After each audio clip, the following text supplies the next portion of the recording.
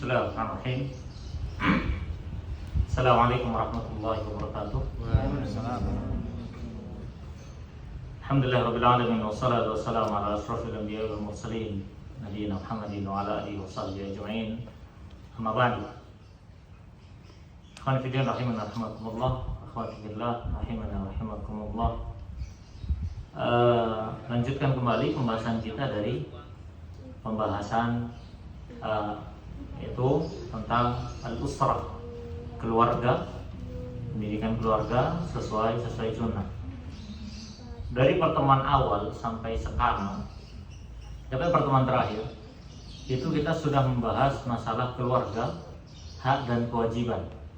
Sebenarnya materi itu adalah materi pranikah,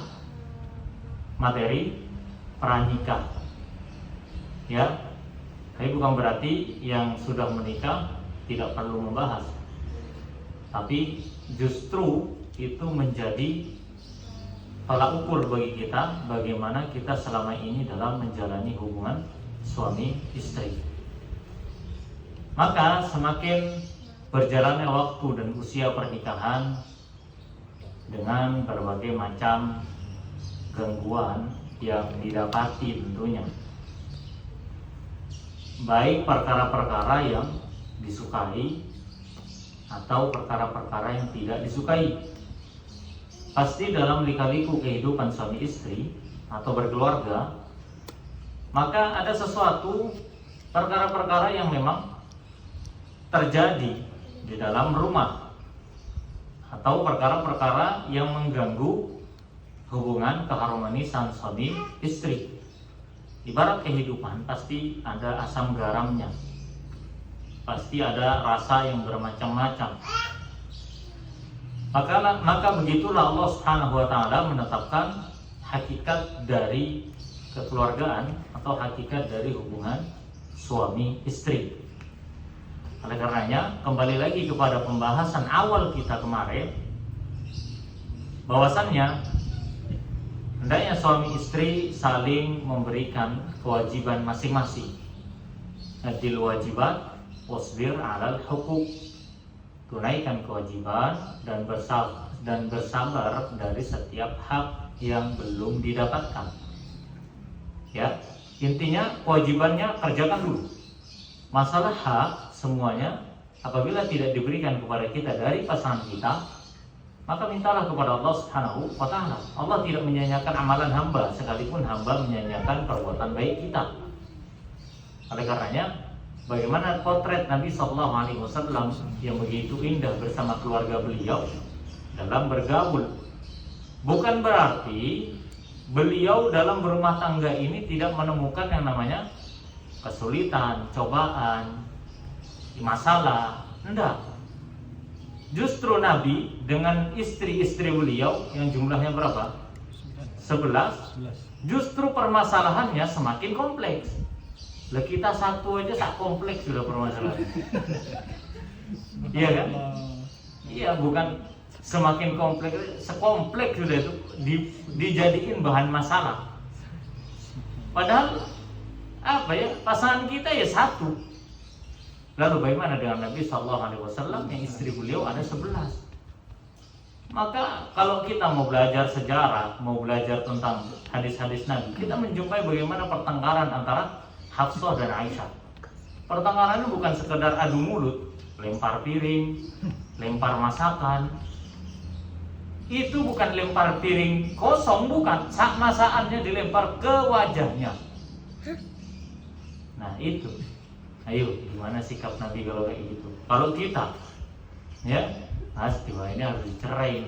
Nabi enggak, ditutup pintunya. Aisyah melemparkan kepada Hafsah, maka Nabi mengatakan kepada Hafsah, Hafsah ambil makananmu, balas dia. Dibalas sama Hafsah. Coba lihat sikap Nabi Sallallahu Alaihi Wasallam.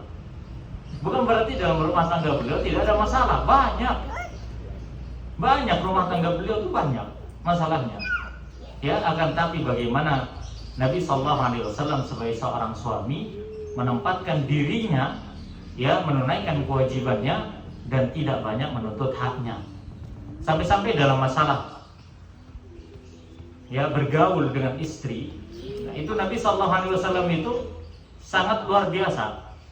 Bahkan disebutkan oleh Ibnu Umar radhiyallahu anhu, dia berkata, "Kunna nattaqil kalama wal imbisata ila nisa'ina ala ahdi Nabi sallallahu alaihi wasallam." Dahulu kami melihat Nabi itu, ya, beliau itu begitu menjaga ucapannya ketika di hadapan istrinya, dan beliau selalu berwajah ceria. Jadi kalau bertemu istrinya beliau berwajah ceria gitu, ya, berwajah ceria. Kenapa?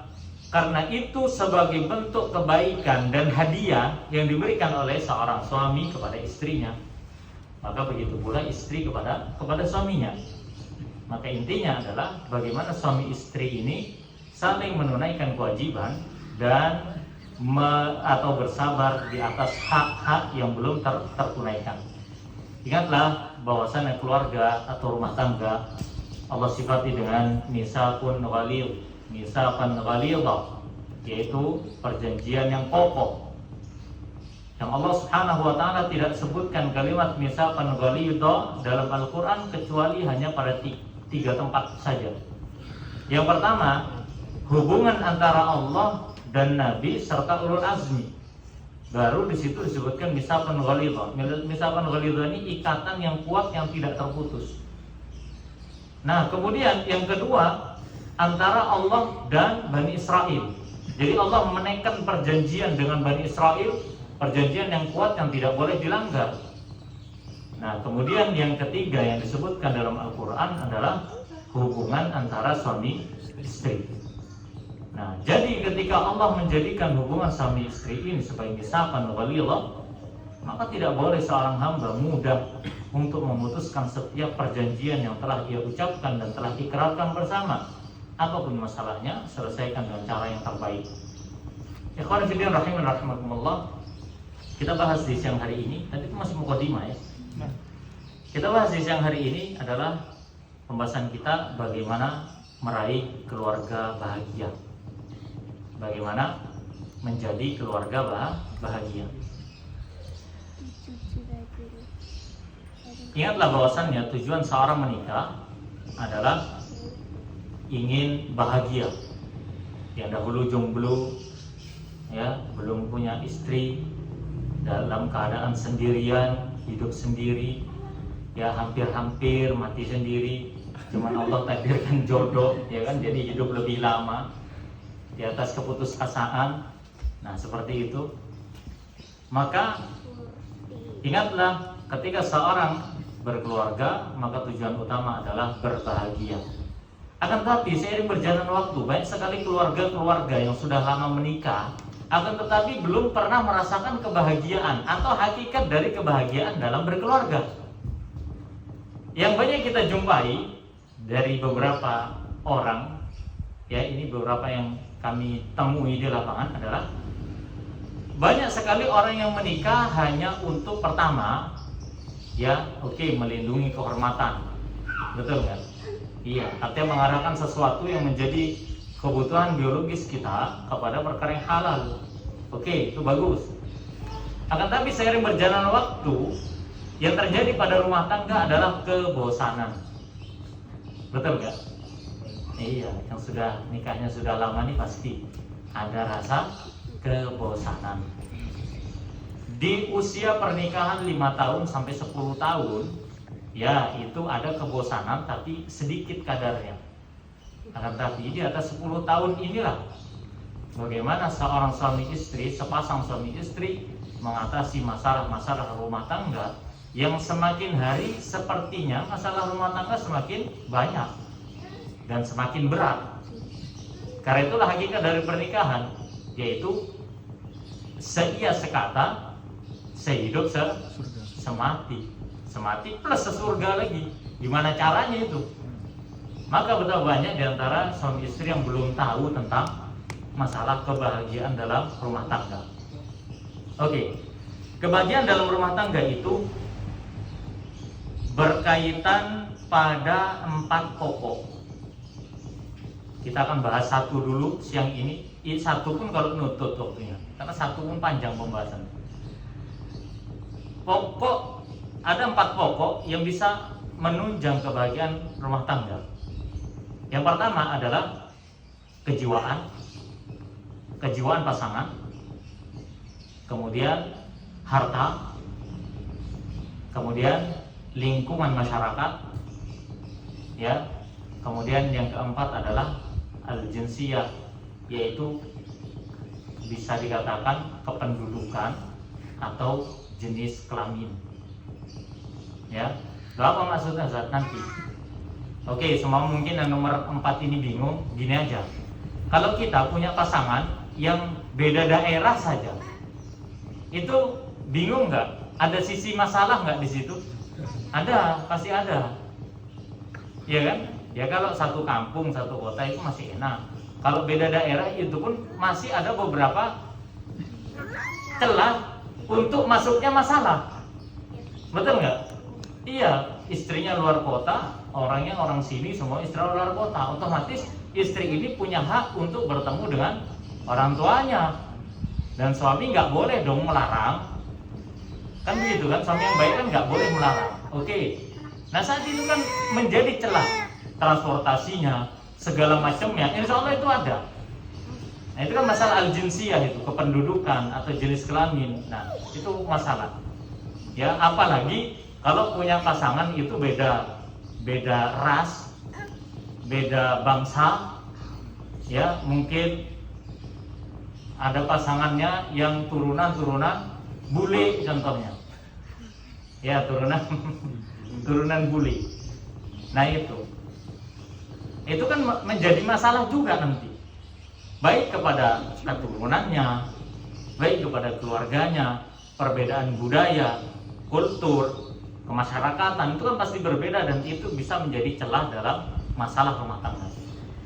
Nah kita belajari bersama tentang 4 pokok ini. Pertama adalah kejiwaan, yang kedua adalah harta. Harta ini tempat masalah juga ini. Memang nikah itu butuh harta, tapi giliran ada harta bahkan jadi masalah. Betul kan?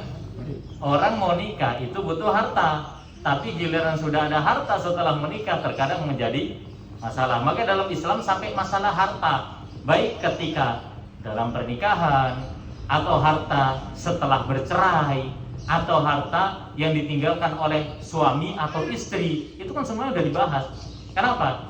Karena dari harta itu timbul celah masalah, dan maka diselesaikan dalam Islam.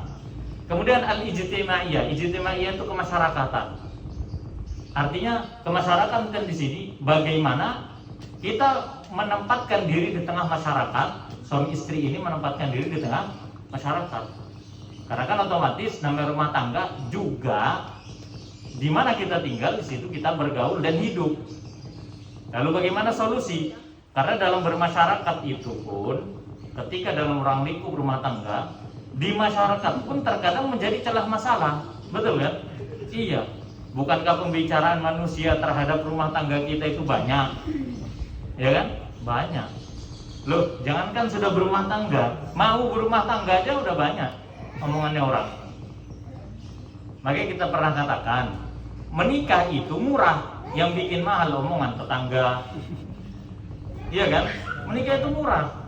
Sudah tinggal ijab kabul, ada petugasnya, saksi 2, mahar, selesai, panggil tukang bakso, kasih 1 mangkok masing-masing yang diundang dari keluarga, sah nggak?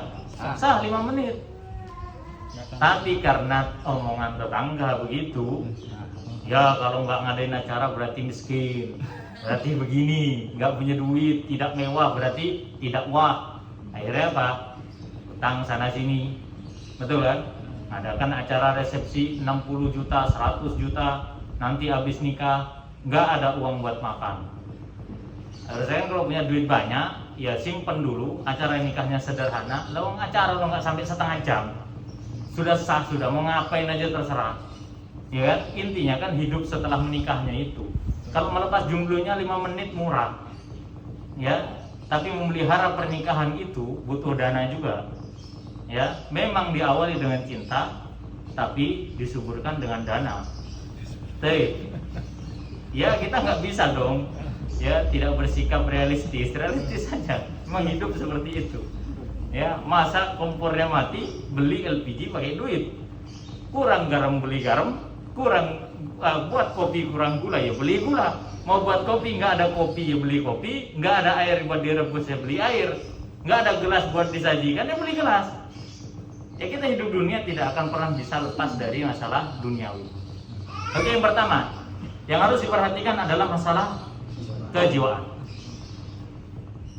Ingat, Allah menyatukan dalam rumah tangga itu laki-laki dan perempuan dengan sifat, karakter, dan kejiwaan yang berbeda.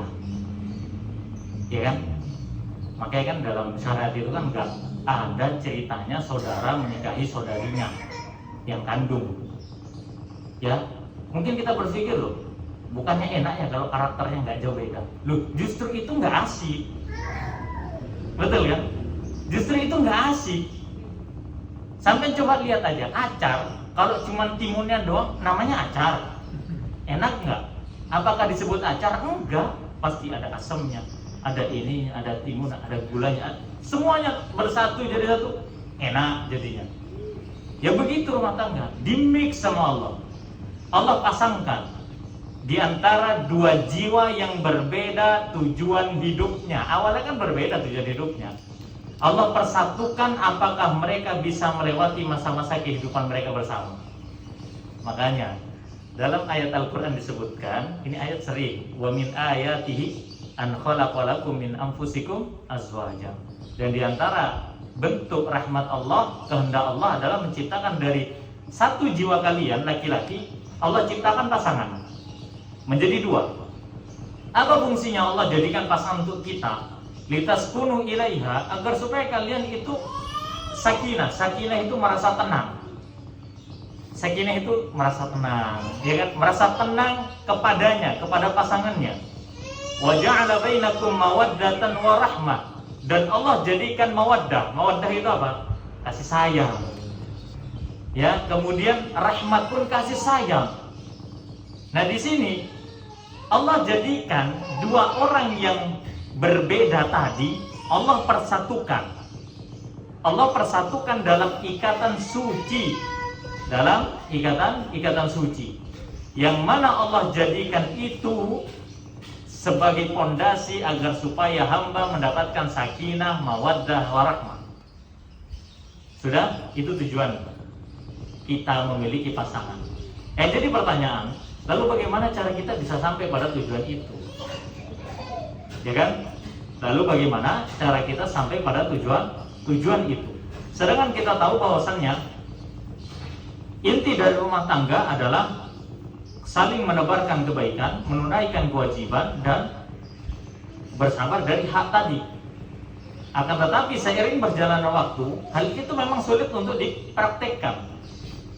Belum lagi terpengaruh dengan masalah-masalah luar, baik itu berupa tontonan, baik itu berupa ucapan orang, baik itu berupa sikap-sikap dari sisi negatif, sikap-sikap negatif yang masing-masing dimiliki oleh pasangan kita, baik diri kita ataupun pasangan kita.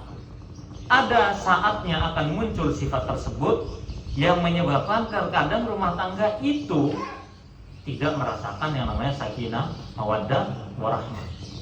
Ya, oleh karenanya lihatlah bagaimana Nabi SAW bersabda, la yafrik mu'minun mu'minatan.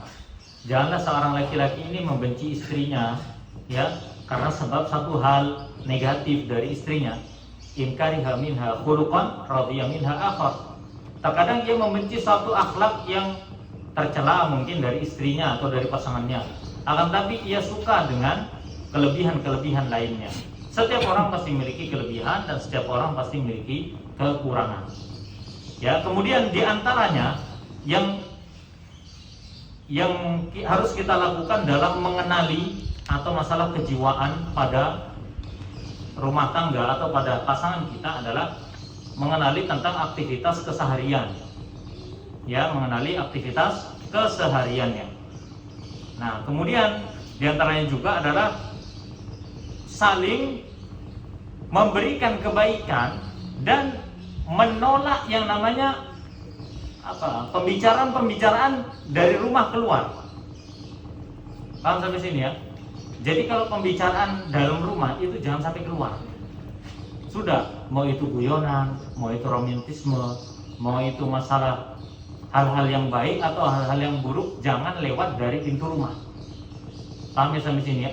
Udah, kalau baik nikmati berdua, kalau buruk telan bersama. Sudah selesai.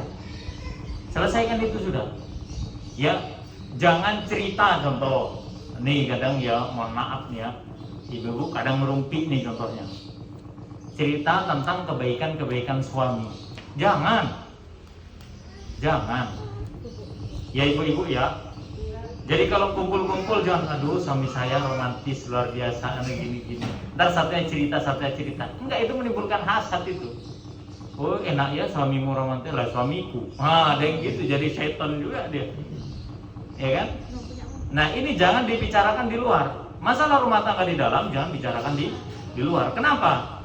Karena itu bisa menjadi penyebab keretakan rumah tangga.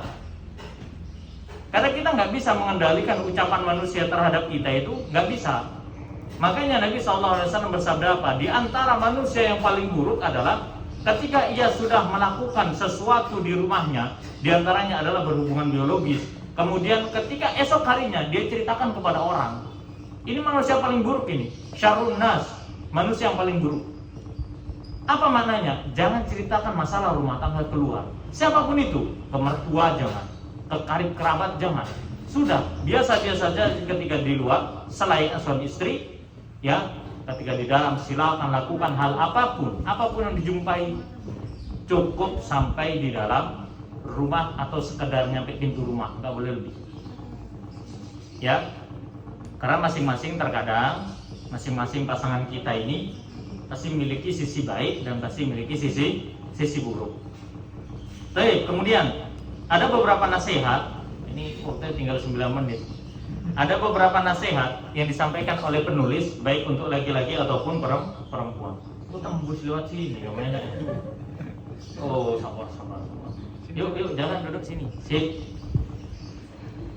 Aduh, nangis. Ayo jalan lagi kalau nangis.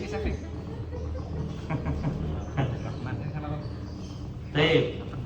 Yang pertama adalah nasihat untuk istri, ya, untuk meraih kebahagiaan rumah tangga. Nasihat untuk istri, ini anak singkat-singkat aja. Ya. Yang pertama adalah hendaknya seorang istri berada di rumah ketika suaminya pulang dari kerja.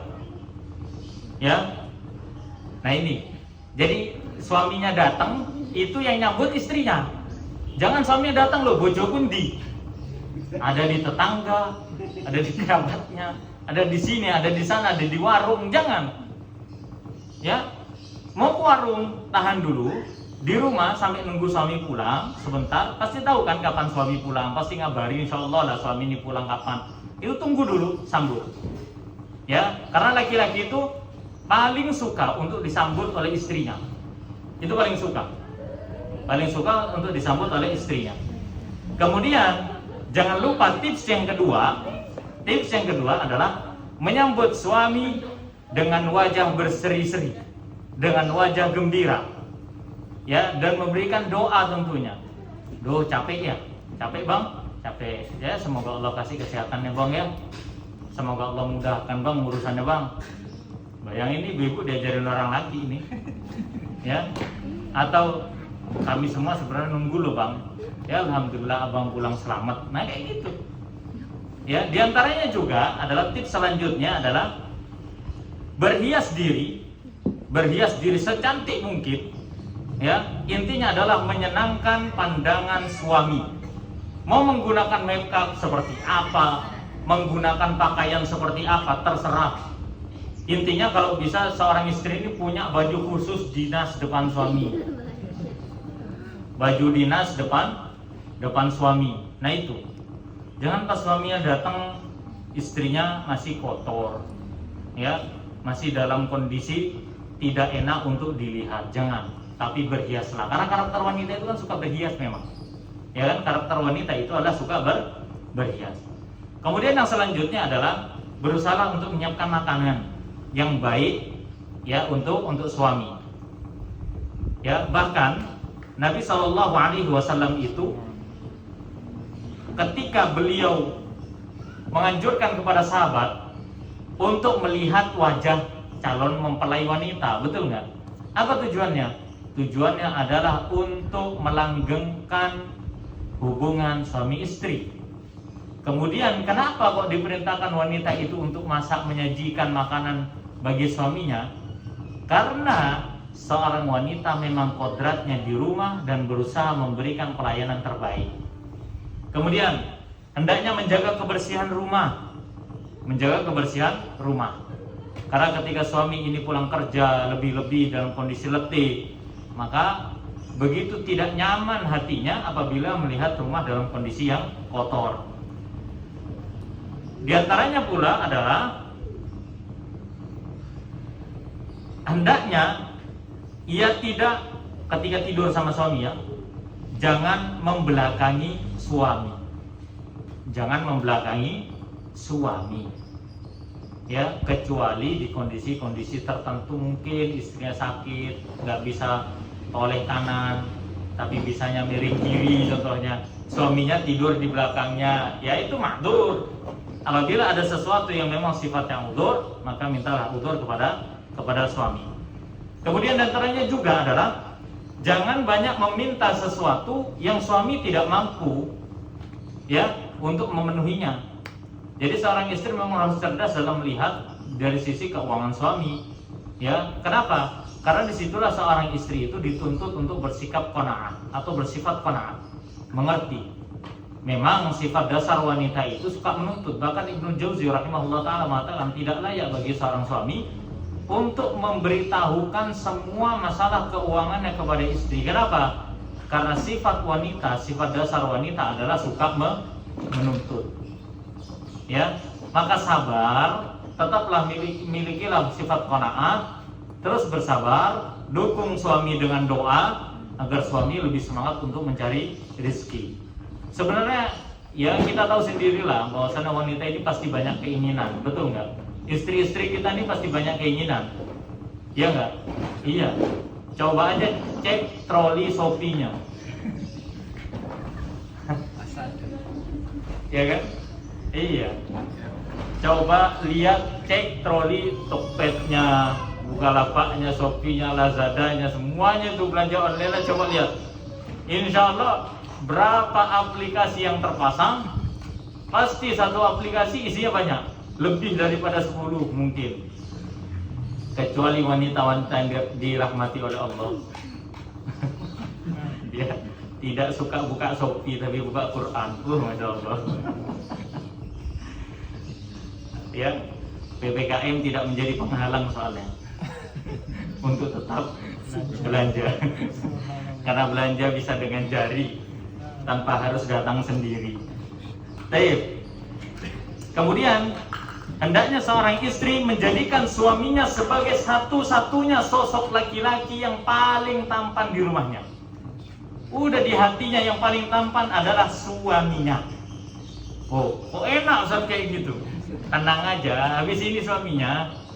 Ya, habis ini suaminya. Ya, tidak boleh dia menganggap bahwasannya ada laki-laki yang lebih tampan, lebih baik, lebih loyal daripada suaminya. Ya, maka jadikanlah ketaatan seorang istri full hatinya untuk suami. Begini, seorang wanita dahulu memang dia dididik oleh orang tuanya, tapi ketika dia sudah memiliki suami, maka seorang wanita telah diperintahkan oleh Allah untuk tunduk patuh kepada suaminya 100%. 100%. Ya. Jadi hendaknya seorang wanita menjadikan suaminya sebagai laki-laki terbaik dalam hatinya. Kemudian diantaranya lagi adalah memiliki sikap ridha terhadap apa yang diberikan oleh suami. Apa kalau bahasa kita nerimoan, ya? Nerima, memiliki sifat nerima terhadap ketentuan suami. Ya, apalagi yang sifat-sifatnya itu perkara-perkara yang terkadang menjadi bahan perselisihan. Intinya gini aja sudah. Kalau memang suami tidak mengizinkan, ya sudah. Ya, maka jangan terlalu banyak menuntut. Hendaknya seorang istri bersabar. Kalau diturutin ya alhamdulillah, itu rezeki Anda. Kalau tidak dituruti ya bersabar, itu pahala bagi Anda. Kemudian diantaranya lagi adalah hendaknya seorang istri ketika mau tidur dia mempersiapkan hal-hal yang berkaitan dengan kasurnya atau yang berkaitan dengan masalah tidurnya, melapangkan hatinya dan melapangkan jiwanya untuk suaminya. Karena yang namanya istirahat itu tidak akan pernah dirasakan sebagai istirahat ketika hati seseorang menyimpan banyak masalah, ya kan? Jadi kalau memang ada masalah yang harus diselesaikan di waktu tidur, kesampingkan dulu, tidur dulu, ya masih ada hari esok untuk membahas masalah di dalam rumah tangga. Kemudian yang terakhir adalah jangan banyak bertanya. Ini sifat perempuan ini. Jangan banyak bertanya yang sifatnya itu memberikan tekanan batin kepada suami. Ya enggak? Suami datang kerja, ditanya, telat dikit ditanya, "Bang, dari mana?" "Dari mana, Bang?" Ya, habis pulang kerja suami yang ngomong, "Saya mau ke pasar." "Loh, ngapain ke pasar?" "Sudah, enggak usah ditanya, Bu." Ya, mungkin dia pengen beli bawang karena ngeliat bawang habis di dapur, mungkin dia pengen belanja beli minyak tapi tidak mau membebani istrinya. Jadi jangan menggunakan kalimat-kalimat pertanyaan yang mengintimidasi laki-laki. Nah itu, "Saya keluar dulu." "Mau kemana? Kapan datangnya?" Ya, jangan sampai telat. Awas kalau telat, tidur di luar. Nah, ini perkataan-perkataan seperti ini tidak menenangkan. Tidak menenangkan hati suami. Yang mana terkadang suami ini memiliki masalah yang harus diurus di luar rumah. Giliran keluar rumah, maksudnya supaya istrinya terhindar dari masalah atau malah ketambahan masalah.